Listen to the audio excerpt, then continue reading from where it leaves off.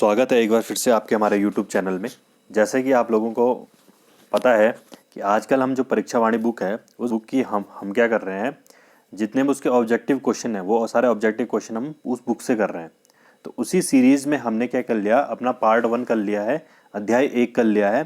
तो उसमें कुछ क्वेश्चन क्या है छूट गए थे, जिन क्वेश्चंस को हम इस वीडियो में करेंगे। ठीक है, तो 25वां क्वेश्चन था कल का लास्ट कि अंग्रेजों ने राय बहादुर की उपाधि किसे दी थी। ठीक है, तो सबको इसका आंसर पता है कि अंग्रेजों ने जो राय बहादुर की उपाधि थी वो किसे दी थी, सोवन सिंह जीना को दी थी। ठीक है, और कुमाऊं में राजपूत परिषद का गठन करने वाले भी कौन थे, सोवन सिंह जीना ही थे। अगला क्वेश्चन देखते हैं कि कर्मभूमि समाचार पत्र का प्रकाशन कब हुआ था। तो जो कर्मभूमि समाचार पत्र है उसका प्रकाशन कब हुआ था, तो कर्मभूमि समाचार पत्र का प्रकाशन 1939 में हुआ था, 38 में हुआ था, 1935 में हुआ था, 1940 में हुआ था। तो कर्मभूमि समाचार पत्र का प्रकाशन 1939 में हुआ था। यूके SSC ने पहले ये क्वेश्चन पूछा जा चुका है, इसलिए क्या है, इंपॉर्टेंट है।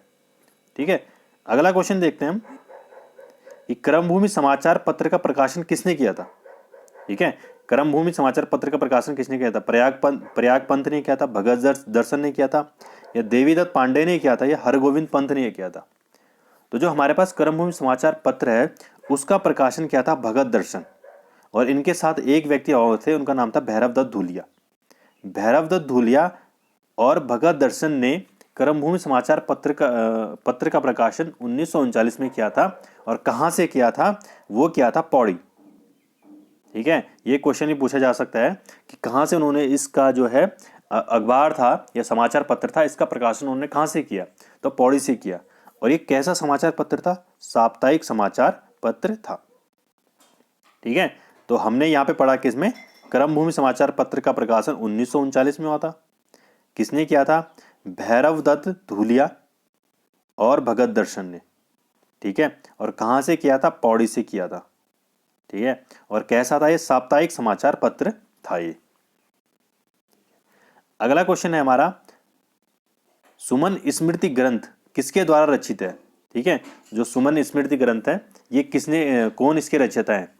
तो जो सुमन स्मृति ग्रंथ है उसके रचयिता है हमारे कौन है, भैरवदत्त धूलिया है, बैरिस्टर मुकुंदी लाल है, अजय सिंह रावत है, या भगत दर्शन है। तो इसका सही आंसर है भगत दर्शन। भगत दर्शन ने सुमन स्मृति ग्रंथ लिखा है। अगला क्वेश्चन देख लेते हैं हम। एक बार इस क्वेश्चन में और भी है कि सुमन स्मृति जो ग्रंथ है वो किसने लिखा है, भगत दर्शन ने लिखा है। ठीक है, लेकिन इसके अलावा गढ़वाल की दिवंगत विभूतियां, ठीक है, गढ़वाल की दिवंगत विभूतियां, गढ़वाल की दिवंगत विभूतियां, ये भी किसने लिखी है, भगत दर्शन ने लिखी है। ठीक है, इसके अलावा कलाविद मुकुंदी लाल बैरिस्टर स्मृति ग्रंथ। ठीक है, क्या है, कलाविद मुकुंदी लाल बैरिस्टर स्मृति ग्रंथ, ये भी किसने लिखा है, भगत दर्शन लिखा है। ठीक है, गढ़वाल की दिवंगत विभूतियां, कलाविद मुकुंदी लाल बैरिस्टर मुकुंदी लाल स्मृति ग्रंथ, और इसके अलावा स्वामी रामतीर्थ स्मृति ग्रंथ, ये भी किसने लिखा है, भगत दर्शन ने लिखा है। ठीक है, तो सुमन स्मृति ग्रंथ, भगत दर्शन, गढ़वाल की दिवंगत विभूतियां, भगत दर्शन, कलाविद मुकुंदी लाल बैरिस्टर स्मृति ग्रंथ, भगत दर्शन, स्वामी रामतीर्थ स्मृति ग्रंथ, ये भी किसने लिखा है, भगत दर्शन ने लिखा है। अगला क्वेश्चन देख लेते हैं हम, 29वां, कि श्रीदेव सुमन ने प्रजामंडल की स्थापना कब की थी। बहुत इंपॉर्टेंट क्वेश्चन था। अभी उत्तराखंड लेक्चर का जो एग्जाम हुआ मार्च में, उसमें क्वेश्चन पूछा गया था कि श्रीदेव सुमन ने प्रजामंडल की स्थापना कब की थी, और ये क्वेश्चन हमारे परीक्षा वाणी में है। तो श्रीदेव सुमन ने कब की थी, 20 फरवरी 1939 को की थी, या 22 फरवरी 1939 को की थी, या 23 फरवरी 1939 को की थी, या 25 फरवरी 1939 को की थी। और ऑप्शन उसमें सेम यही थे। तो कब की थी, 23 फरवरी 1939 को की थी। पहले सिर्फ सन पूछा जाता था, ईयर पूछा जाता, लेकिन अब उसके साथ क्या डेट पूछी जा चुकी है। देखो श्रीदेव सुमन से हर एक ना एक क्वेश्चन हर एग्जाम में आता ही आता है। 90% एग्जाम में श्रीदेव सुमन से क्वेश्चन आता ही आता है। तो श्रीदेव सुमन आप ढंग से पढ़िए। ठीक है, अगला, श्रीदेव सुमन कब शहीद हुए थे। ठीक है, तो श्रीदेव सुमन कब हुए थे, अर्थात मतलब उनकी मृत्यु कब हुई थी। ठीक है, तो कब हुई थी? 1944, 43, 1944 या 45। ठीक है, तो हमें पता है कि 25 जुलाई 1939 को 25 जुलाई 1944 को सॉरी 25 जुलाई 1944 को श्रीदेव सुमन क्या हो गए थे? शहीद हो गए थे। जबकि उनका जन्म को आता 25 मई 1916 को, 25 मई 1916 का जन्म हुआ था और 25 जुलाई 1944 को उनकी क्या हो गई थी? मृत्यु हो गई थी। ठीक है, और प्रजामंडल की स्थापना कहाँ की थी श्रीदेव सुमन ने? प्रजामंडल की जो स्थापना है वो उन्होंने कहाँ की थी? देहरादून में ही की थी। अगला क्वेश्चन है, श्रीदेव सुमन की पत्नी का क्या नाम है? ठीक है, तो श्रीदेव सुमन की पत्नी का नाम क्या है? ये पूछा गया है, यूके 8380 ने पूछा है कि श्रीदेव सुमन की पत्नी का नाम क्या है? विनय लक्ष्मी पंडित था, सीता सुमन बडोनी था, तारा देवी था, चंद्रा देवी था।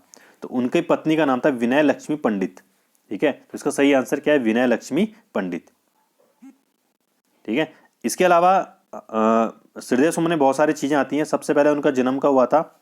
हमने अभी पढ़ा है कि 25 मई 1916 को हुआ था।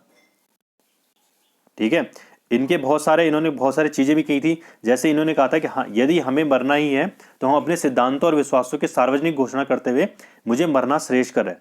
इसके अलावा इनकी एक कोट और भी आती है कि किसने कहा था कि तुम मुझे तोड़ सकते हो लेकिन मरोड़ नहीं सकते हो। ये भी श्रीदेव सुमन ने ही कहा था। ठीक है, इसके अलावा इनके पिता का नाम पूछा जा सकता है, पूछा नहीं गया वैसे, हरिराम बडोनी है। ठीक है, जो माता थी उनका नाम है तारा देवी। ठीक है, इसके अलावा गढ़ सेवा संघ की स्थापना भी कितने की है? श्रीदेव सुमन ने की है, जिसका बाद में नाम यानी गढ़ सेवा संघ का बाद में नाम हिमालय सेवा संघ हो गया था। ठीक है, और बाकी तो हो गया, प्रजामंडल की स्थापना भी हो गया, जन्म भी हो गया और मृत्यु 25 जुलाई 1944 को होगी। ठीक है, अगला क्वेश्चन है, हिमपुत्र या धरतीपुत्र किसे कहा जाता है? ठीक है, तो किसे कहा जाता है? जीबी पंत को कहा जाता है, या एचएनबी बहुगुणा को कहा जाता है, या हर्षदेव औली को कहा जाता है। ठीक है, तो हिमपुत्र या धरतीपुत्र आपको पता है हेमवती नंदन बहुगुणा को कहा जाता है। ठीक है, हिमपुत्र हेमवती नंदन बहुगुणा को कहा जाता है। जबकि हिमालय पुत्र किसे कहा जाता है? कल ही हमने क्वेश्चन देखा था, हिमालय पुत्र किसे कहा जाता है? तो हिमालय पुत्र कहा जाता है गोविंद बल्लभ पंत को कहा जाता है। ठीक है, हिमालय मतलब बड़ा, और बड़े कौन थे? गोविंद बल्लभ पंत थे। उनसे छोटे कौन थे? हेमवती नंदन बहुगुणा। उन्हें हिमपुत्र या धरतीपुत्र के नाम से जाना जाता है। ठीक है, अगला क्वेश्चन है, इंडियन नाइज़म पुस्तक के लेखक कौन है? एरोल्ड जोन्स है, एचएनबी बहुगुणा है, भगत दर्शन है, कृष्णचंद है। ठीक है, तो इंडिया नाइज हम पुस्तक के जो लेखक हैं वो आपके कौन सा है? एचएनबी बहुगुणा है, यानी हेमवती नंदन बहुगुणा है, जिनके पुत्र अभी कौन से थे? विजय बहुगुणा थे, जो कि उत्तराखंड के मुख्यमंत्री भी रह चुके हैं। ठीक है, अगला क्वेश्चन हमारा फिर एचएनबी बहुगुणा से है कि एचएनबी बहुगुणा उत्तर प्रदेश के मुख्यमंत्री कब बने थे? ठीक है, 1962 बने थे, 1963 बने थे, 1945 या 1969। तो 1963 में क्या 73 में क्या बने थे? 1973 में एचएनबी बहुगुणा उत्तर प्रदेश के मुख्यमंत्री बने थे। अगर पूछा जाए गोविंद बल्लभ पंत कब मुख्यमंत्री बने थे, तो 1946 से बने थे और इनका कार्यकाल आता 1954 तक। ये जीबी पंत का रहा था, गोविंद बल्लभ पंत का। और इनका कार्यकाल कब तक रहा? इनका कार्यकाल केवल 2 साल का रहा, 1973 से 75 तक। इंदिरा गांधी की सरकार थी इस समय, इंदिरा गांधी से इनका मनमुटाव हो गया था एचएनबी बहुगुणा का, तो इसके कारण उन्हें क्या देना पड़ा? इस्तीफा देना पड़ा था। ठीक है, तो इतना हो गया। अगला क्वेश्चन देख लेते हैं, उत्तराखंड प्रथम निर्वाचित विधानसभा के मुख्यमंत्री कौन थे? ठीक है, कौन थे? नित्यानंद स्वामी थे, भगत सिंह कोश्यारी थे, नारायण दत्त तिवारी थे, या विजय बहुगुणा थे? तो जैसे कि हमें पता है कि जो उत्तराखंड है वो 9 नवंबर सन 2000 को एक नया राज्य बना था उत्तराखंड, और सन 2002 में प्रथम विधानसभा चुनाव हुए थे। तो जब वर्ष 2002 में प्रथम विधानसभा चुनाव हुए थे तो उसके मुख्यमंत्री कौन चुने गए थे? प्रथम निर्वाचित मुख्यमंत्री कौन थे? तो कौन थे? नारायण दत्त तिवारी थे, और नारायण दत्त तिवारी उत्तराखंड के एकमात्र मुख्यमंत्री हैं जिन्होंने 5 साल का कार्यकाल पूरा किया है, यानी 2002 से लेकर 2007 तक ये क्या थे? मुख्यमंत्री थे। ठीक है, तो निर्वाचित अगर मुख्यमंत्री आता है तो वो निर्वाचित मुख्यमंत्री कौन है? नारायण दत्त तिवारी ही है। ठीक है, तो ये जो हमने एक चैप्टर है, एक अध्याय पूरा कर लिया है कि उत्तराखंड के प्रमुख व्यक्तित्व जो चैप्टर है परीक्षा वाणी में, वो हमने पूरा कर लिया, 99% हमने पूरा कर लिया। अगर उसमें कुछ क्वेश्चन छूटते हैं तो वो हम किसी और वीडियो मिसलेनियस जब लास्ट में होगा तो उसमें देखेंगे। ठीक है, तो इससे बाहर इसमें कुछ नहीं आना है, उत्तराखंड के प्रमुख व्यक्तित्व में कुछ नहीं आएगा। ठीक है, तो चलिए, धन्यवाद।